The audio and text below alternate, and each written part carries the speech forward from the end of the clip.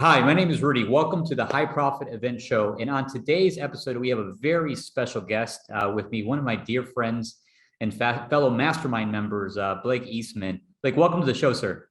Thanks for having me, man. Absolutely. We are super excited to have you on today as our guest. And you have a really exciting topic to share with us along the lines of how to create a dynamic, unique, and profitable event experience. Before we jump in, though, I want to kind of give our audience a little background on you and why it's important to listen when you speak. So what's cool about Blake is that since the age of 23, and I know he only looks like he's 25, but since the age of 23, Blake has done over a thousand live events, ranging from 3 hour, 4 hour type events to 3 day plus type seminars. He has also had his own coaching education type packages ranging from $5,000 to $20,000 that he successfully enrolled people into. And he was also a professor of psychology for over 7 years. And it goes without saying, but he's also the founder of a very successful communication company called the Nonverbal Group. So Blake, with that being said, sir, I'd love to turn it over to you and have you jump right into some of the meat and potatoes of today's content. Yeah, I love it. Yeah, just for context, it's like, just have had a lot of diversity in the type of events that I delivered. And also just from an experience perspective, just attended a wide range of events. And also something I don't really talk about publicly, but when I was like younger, I was on Broadway. So, like the theater and performance background when I was a child, like had me see events as these really cool, unique and special experiences. And then once I started going deeper with psychology, you sort of understand the underlying constructs of what makes these things so special. And, I've seen certain events where topics pretty much the same, but one person creates cohesion, everybody loves each other, they're talking about, and the other one doesn't. And it's like, all right, like what is going on here? And I've always been very interested on dissecting those norms and understanding them better. Yeah, absolutely. And one of the things I appreciate about you is your expertise in communication and how you are able to dissect events from that perspective. I know you're going to share with us here. So yeah, I'm excited to have you on. Yeah, and I guess probably the most unique or weirdest thing about of our events is that some of them were fully recorded, both me and the participants. So because I taught, high level or redefining sort of the concept of what body language actually is, we recorded people from multiple angles, and you could actually like solve for the real time experience of an event. So like one of my first tips for people that are running events is they usually have footage, and the footage is usually designed as a measure for like a scissor reel or for testimonials or so on and so forth. There's something so valuable by just sticking a camera in the front of that room and recording everybody if it allows, if like the construct of it allows, and then reviewing it to see like where are we losing people, where are people getting tired, like what are the issues. Like I remember one of my events, like we were ordering foods that cause like glucose crashes. So I'm like losing people post lunch because the kind of food that was available to them was just way more likely to knock them out of the game. So I was like, all right, like we gotta stop with this food and we gotta switch it up. So I think that it's a way of keeping track of events that nobody really is doing. And it's so valuable for you and your team to have that experience. So just like capture the audience and capture yourself so you can replay it after, just like, like Michael Jordan would watch his games post playing. Yeah, that's really cool. And I didn't really highlight that so much in the introduction. I mentioned that you were an expert in psychology. I quickly said nonverbal group, and you expanded on that, like all the communication that happens outside of just our words, right? Through the body language and actually people's physiology. And I remember learning from one of my mentors that only a small percentage of what we're communicating is actually the words that are being used, and so much more is how it's being said and how our body works. So I wanted to highlight that for the audience because you are an expert in going beyond what people are saying, but really getting their communication beyond that. So that's really cool. No, it's well said. It's just like so as humans, we're sort of wired to connect with one another. And there's all these barriers to connection. And one of the big barriers is behavior. So even in an event space, you could start you could be charismatic and fun and engaging. And now all of a sudden you have something about selling this program for the first time. You're like subtly, you're not sure if this is what you want to do, or who knows, but it often manifests or comes through in your behavior. And that's what the people pick up. And then people make meaning out of that. So I'm like, if you ever met somebody in your life that you're like, I don't know, that person's weird, I don't like them, or there's something's off, like it's my job to reverse engineer and figure out like what specific behaviors are creating that impression. So that's kind of how I look at events and how I look at dynamics, is from that same lens. Excellent, excellent. And our show topic is around creating a unique and dynamic as well as profitable experience. When you think about that ahead of time, obviously, you mentioned to me earlier that an event needs to have a structure, a plan, getting someone from point A to point B. But how do you prepare for an event such that it's a dynamic and unique and profitable experience?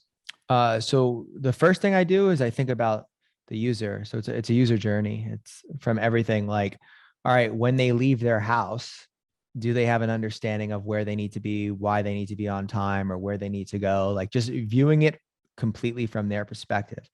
And what I'm trying to essentially do is I'm trying to understand the landscape of other events and make sure that some of the things that we do or some of the actions that we take are not only aligned with like our brand and how we communicate, but are also special and memorable and stick out. So the you're not really in like the event business, you're in the experience business. Or you're in certain regards, you're in like there should be, in my opinion, in a live event space, there should be a very deep level of both reflection and some sort of transformation or some sort of like point A to point B type thing. And I think of when you start to think about the individual user and your relationship with them and how those two things are going to come together to create something truly unique, that's important. And this is the trick. The trick is like they should be talking about it.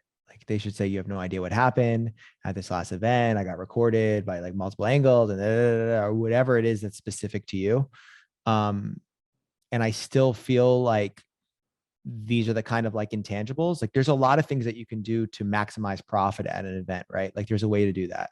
There's like a lot of things that you can do to make sure that things happen on time and are well structured. But there's magic in planning details that nobody's really thinking about. And I think those things lead to a way more profitable event because they're the intangibles that people don't really, they can't point to, but it's like, I don't know, there's something special about that event. But they can't point to what it actually was. But the reality was it was all that work you did on crafting user experience and user journey and so on and so forth. And I have always thought like one of the biggest gateways to that is being dynamic. And what I say by that is that like I've taught classes where, I don't know, somebody looks like they want to go home. Like they literally look like they want to go home. And I'm like, hey, like, and I'm a very big on checking in. So like, listen, you look a little bit, and then all of a sudden they tell me something like, listen, actually, this is a real story. Somebody attended my class, first 10 minutes in the morning. I felt like something was up. I said, hey, is everything okay? And you just seem like you don't seem in it. Like, and I know you, so it's a little bit weird. She's like, yeah, I don't know why I'm here. My brother passed away last night. Like, and I was like, oh my God, blah, blah, blah, blah, blah. And I was like, get out of here. We'll get you in the next event. Like you have nothing to worry about. She just came because she didn't want to lose her seat kind of thing. Right. And it's like, listen, I'm reasonable enough to let you out of that from that regard. Like, of course, like go take care of your family, blah, blah, blah, blah. And she ended up coming like a year or 2 years later or whatever. And it's just like, if you're not willing to be dynamic and call that out in that moment, you can have somebody in your event, like who's potentially going through something or potentially suffering and not getting your value, not hearing you, and not having an amazing experience. So like, I really believe that that balance of being unique and profitable is because you're willing to engage in that kind of conversation and sort of pull out like what's going on for the people. Yeah, the power of checking in, that's really, really valuable. Is that nugget, seeing where people are at. And also it's like another thing about that checking in. So like I've been at events where they do the check-in. It's like, okay, so like, how's everybody doing? Like, great. Yay. Like, I don't think that's a check-in. Like a check-in is usually not, you're not even needing, you're seeing a source of a potential problem. And then you're literally like like I have this whole thing where if you ask somebody like, how are you? I'm fine. They're like, are you sure? Because you don't like look fine. And they're like, oh, actually, and then they break it down. Like sometimes you need to have the courage to push a little bit more for them to really open up about like what's going on for them. And then listen, if you could help work on that and free them from whatever they're going through, they're not able to listen to you until that happens sometimes. So it's so important. And I feel like it's missed in a lot of interactions. Yeah, absolutely. And you kind of led into the next question that I wanted to ask is, while you're at an event and now you're here, you're facilitating, you have these attendees, these students who've paid, they're here, they're in the room now. Like, where do you maintain your focus? What are you focusing on during the event to make sure that it's dynamic, that it's unique, and ultimately profitable? And you touched on this idea of the check-in and doing it properly. Anything else as far as Oh yeah. where you're focusing? So I think what makes me unique is I'm a hawk. Like I'm watching every single person every second. Like events for me are I'm an extrovert, classic extrovert. They give me so much energy, they give me so much fuel. But I could at the end of the day write a report about what they liked and didn't like for every single person in the event. Like I know when they're frustrated, I know when they're angry. I maintain that it's incredibly important to understand that people aren't willing to sometimes give you feedback, but you could see it on their face. So like this is like so one of my things I like cringe and I hate doing exercises, right? So when I'm all right, everybody, like I want you to write down because it bothers me so much that some people are finished early and are waiting for the other people. Like it makes me like, oh, I don't want to because I can see it happening.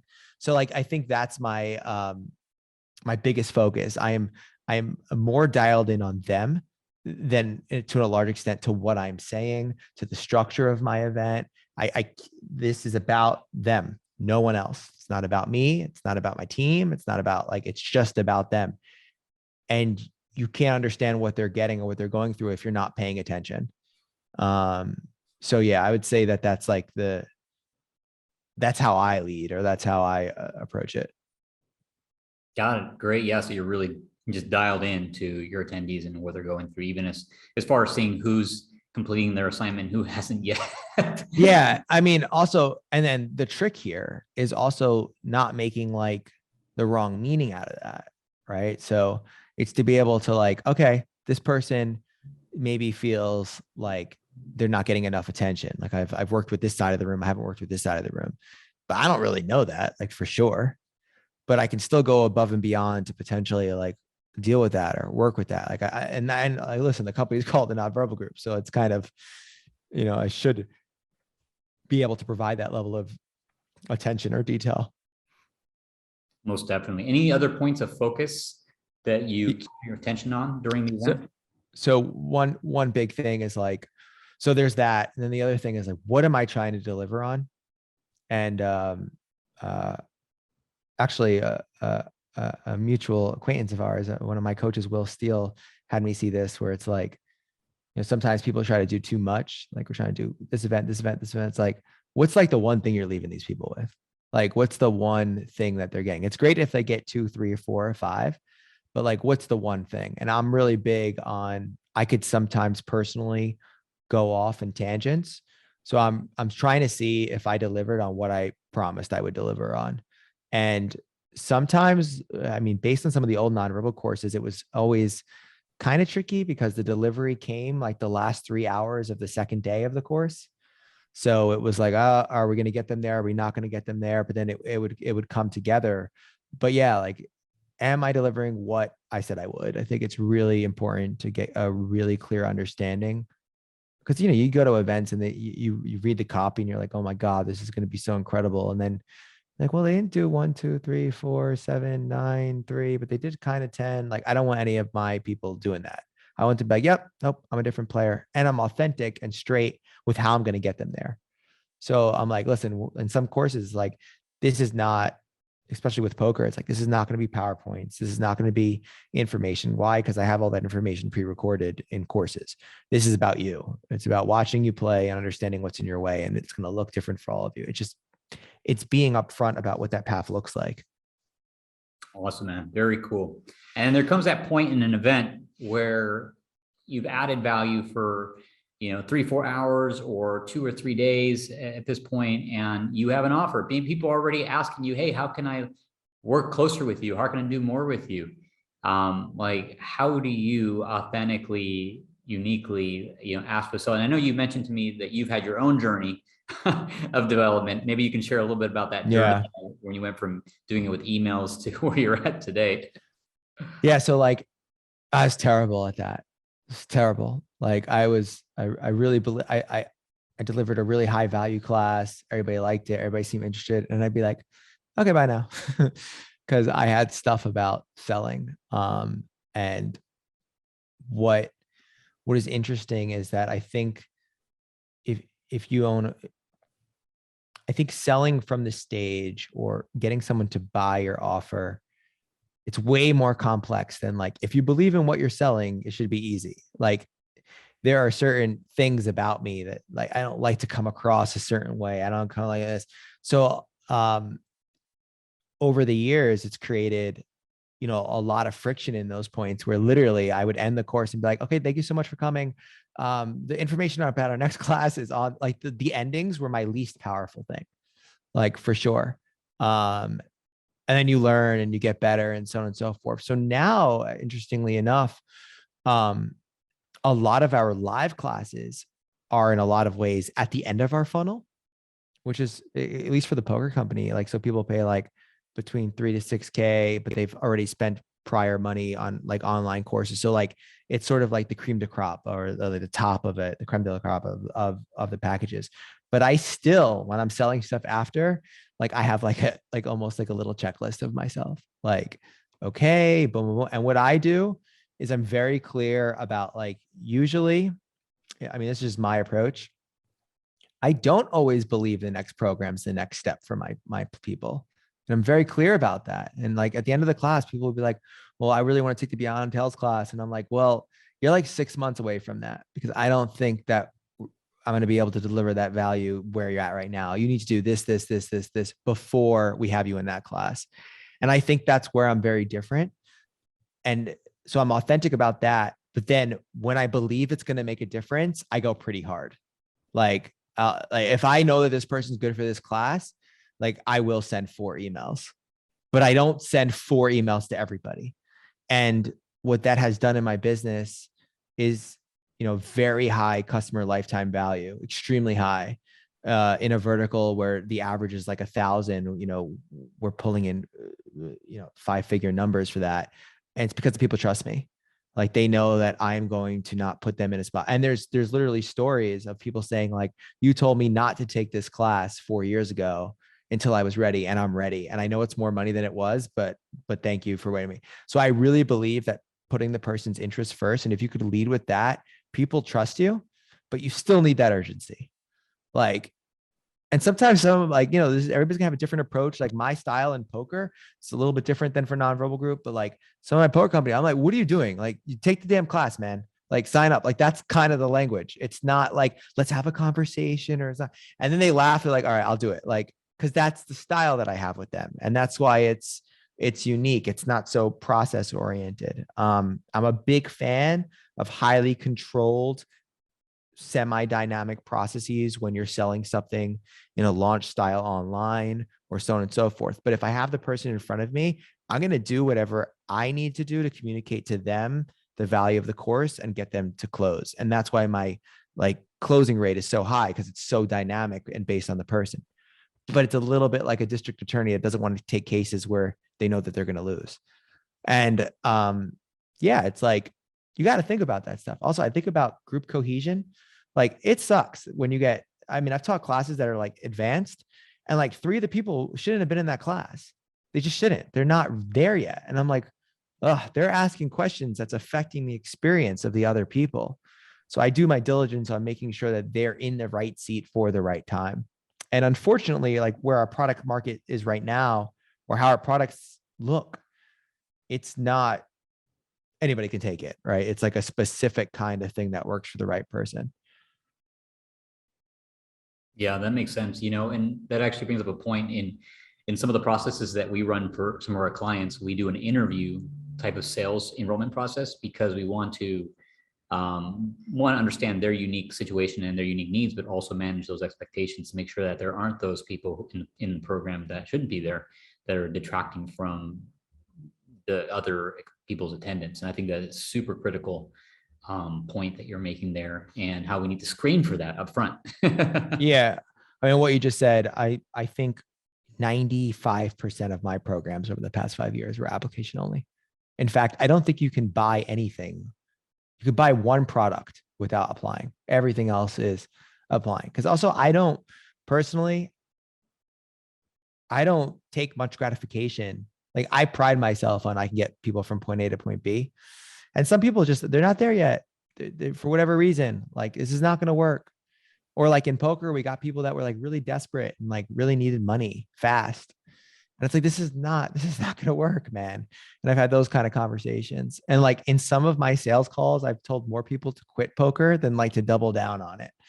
And that's just like part of my brand. And there's countless stories of me doing something like that. And then like 6 years later, that person buying like everything because they have a job and they're in a good place and they're a good thing. So I just think that there's a certain point where it's like, do the right thing by your client. Like, if you really want to create a highly profitable business, do the right thing about your client. If you focus by that, you'll have raging fans, and and I think that's said a lot, but not executed a lot.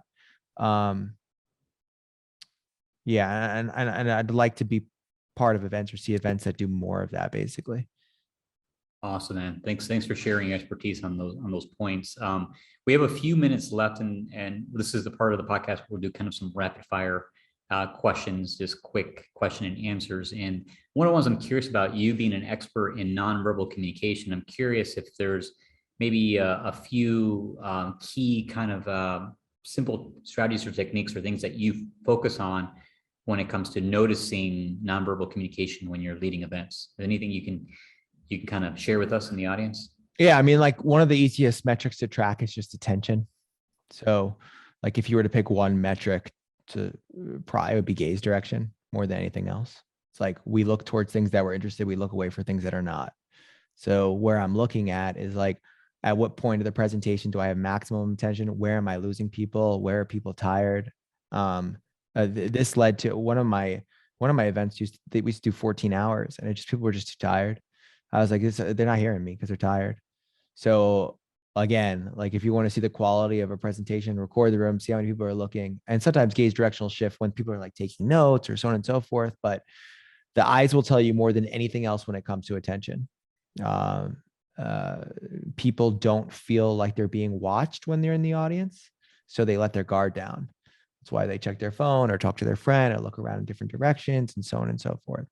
You can actually get quite crafty of like orchestrating experiences so people can't do that. But like, I think pay attention to the eyes more than anything. Are they looking at you? Are they interested? So on and so forth. It's like the first step. Awesome. That's a big one.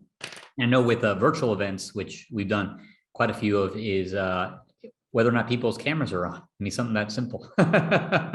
Yeah. I think that's a big one. Anything else you can share there as far as nonverbal communication cues that could be valuable? Yeah. Also, on the other side, your audience is a gold mine of like product market fit, and like what works and what doesn't work and what's special and what's magical when they look really engaged. So when they're like shaking their head and a big thing for me is like, I almost like when people take notes as a metric to see what's working or what's not working. It's like, when you say something, they write it down. It's like I used to joke that like one of the cool tests for a good presentation is you give a talk for, let's say, 40 minutes. And at the end of the talk, you say like, hey, there's one book that you have to read. And it's like, how much of the audience writes it down, right? Like, how much do they trust you as an authority or as somebody that could sort of execute that information? And I think a lot of the gems and a lot of the profits are on the faces and movement of the people. And also, like, you don't need to be like a nonverbal expert. Like, I guarantee you, if you sat down, whoever's listening to this, if you sat down with your team and you went away on an offsite and for 8 hours, you just watched the audience responses to stuff, it would tell you everything you need to know about your experience. Like you could pick up on these subtleties. It's quite obvious because they're not regulating their behavior. They're just attending the event. That's great feedback. Yeah, that actually inspired me to want to go back and watch some game tape myself. Yeah, yeah. We did that we have coming up in a couple months. So yeah, that's great feedback. So speaking of your, you mentioned like, hey, making a call to action to take a note or to suggest a book and seeing who actually writes it down or takes action. I'm curious, what is a book or resource that you recommend to assist leaders Oh man. in hosting I unique, dynamic, profitable events? so question. I'm I'm probably gonna go with so the when I read books about like I like to find insights outside of the culture. Like I don't know. So the book that came to mind, people are gonna look at me and think I'm crazy when they listen to this, but like there is some evidence and truth in this. There's a book called Behave by Robert, I always say his name, Robert Sapolsky. And he's a professor at Stanford. And the book has nothing to do with leading events. It has to do with the basis of behavior from a neurological level. And the reason why I think it's so important is I think it's really valuable to understand like how many potential things could affect change, behavior, performance, and all this from this very macro perspective. Once you learn those things, it just is like, wow, humans are so complex, and you can approach people from a different perspective. And then there's all the classics, like like that Persuade book, and like the Robert like that what's his last name? How do you say it? Caldini. Caldini, like just like those famous kind of books. But I really listen. I don't want you guys, everybody listening to this. I don't want you reading. Like, if there's one thing I could take away from, like, look at the footage of the people watching your events. Like, that's what I want you to do. Instead of reading a book, like, look at the experience you're creating right now, and as a team, sort of see what I really believe so much value is there. Yeah, that's a great recommendation. I'll take you up on that one. Yeah, I'll break some down with you. Yeah, it'll be fun. Thanks, man. Yeah, that'd be fun. And what's like the next summit you want to climb personally in your business, and what challenge or obstacle do you need to overcome to reach it? So yeah, my that's a great question. So right now, like I've just entered. So Nonverbal Group's been around for 8 years, but I spent a lot of time on a project called Beyond Tells, and I focus specifically on teaching poker players how to read poker players. And for me personally, there's definitely always been this underlying element of I don't want to call it perfection, but like this isn't ready. So there's that Reid Hoffman quote that if you're happy about your product when you ship it, you waited too long. Like, I'm usually really happy, but it took me 4 years, and it's been hard. It's been hard breaking past that. But I'm building a lot of programs, a lot of courses, and live workshops doing kind of what I'm discussing for Nonverbal Group. So there's this whole new, I'm stepping into this whole new world, and excited to really share this skill set of behavioral awareness and of framing to just help people become more effective communicators. I really feel like people struggle and suffer without certain skill sets that are required to communicate with one another. And I just want to be a vehicle for really just helping people with that. But got to always get out of your own way as an entrepreneur. It's like the most frustrating, annoying thing, which is like my biggest advice for that is just have a lot of coaches around you to keep you aligned. It's like the most important thing. I agree with that statement. Yeah. Yeah. You and I probably each have a coach for every area of our life. Yeah. It's like you can't trust yourself sometimes. Like, you need that outside accountability. You need that raw feedback and raw advice that just doesn't come from oneself. It's just critical. Most definitely. And Blake, in our final minute here, so I'm curious to ask you, what legacy do you want to leave? This is a big one. So I thought about this a lot. As of recently, just my dad was diagnosed with ALS 7 months ago, which is a really rough neurological disorder. And I thought, like, thinking about this legacy, and this is what I do. I imagine my funeral, and I imagine hopefully hundreds of thousands, if not millions of people from random walks of life, from random things that said like, oh no, Blake helped me with this. And that's from the person that I gave, you know, a couple of weeks ago, I gave money to some person randomly on the street, like that person, like this. I just believe that like a legacy of change and influence and really, really helping people. It means more than anything else. And that legacy has been the greatest like pull towards pushing past the stuff that I deal with.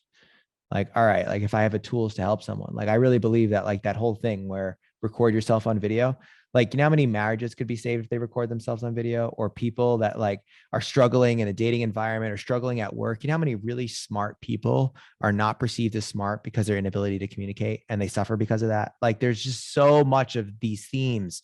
We're so wired for connection, but in our modern society, there's so many barriers to connection. And if I can just help the world connect a lot more, it'd be a great life.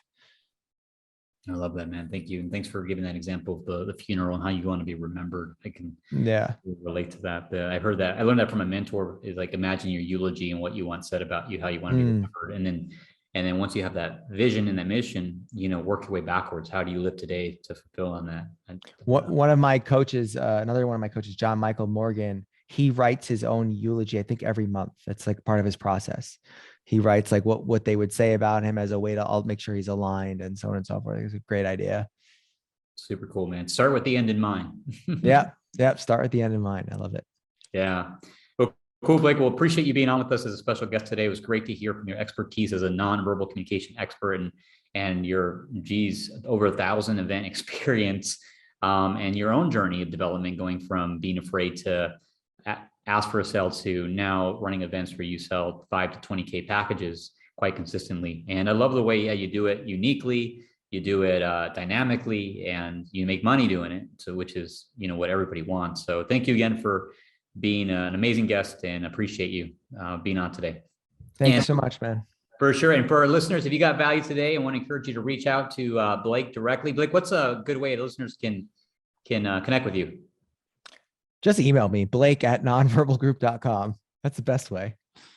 Okay, awesome, man. Well, there you have it. Reach out to Blake at nonverbalgroup.com if you want to learn more about him and his services. Appreciate you, Blake, and have an amazing day. And that's a wrap.